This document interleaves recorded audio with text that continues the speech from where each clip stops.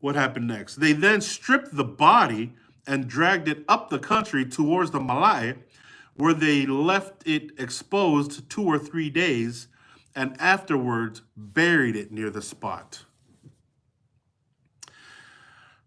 They said very little about a general attack, merely stating that some of the natives threw stones at Captain Bligh's boat, and Mr. Mariner at the time, not having read the narrative. So I guess there was a book, Mutiny on the Bounty.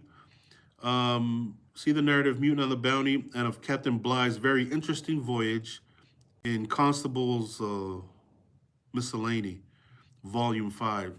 See, that's the research that I gotta do when I'm reading through this, because now it refers me to so many books from the 1700s, right? That connects all these stories.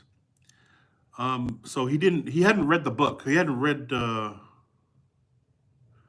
Mariner at the time, not having read the narrative or the book Mutiny on the Bounty, did not inquire into much particulars as otherwise would have done.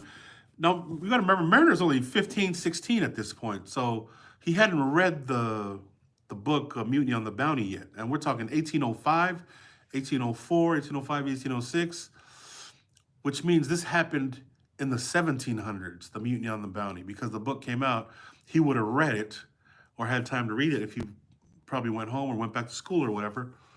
But he actually shows up to Tofua where it happened, and he didn't even know. That's why he didn't even ask any more questions. If he knew that the book existed and read the book, he would have asked more questions about it, right? But he just told the story, and John Martin, who is writing this, is like, "Oh, you talk, yeah, Mutant on the Bounty, whatever." I'm telling you about the book. But the most striking part of the story is that the whole track of ground through which the body was dragged had ever since been destitute of grass, as well as the spot on which it lay, or for 2 or 3 days.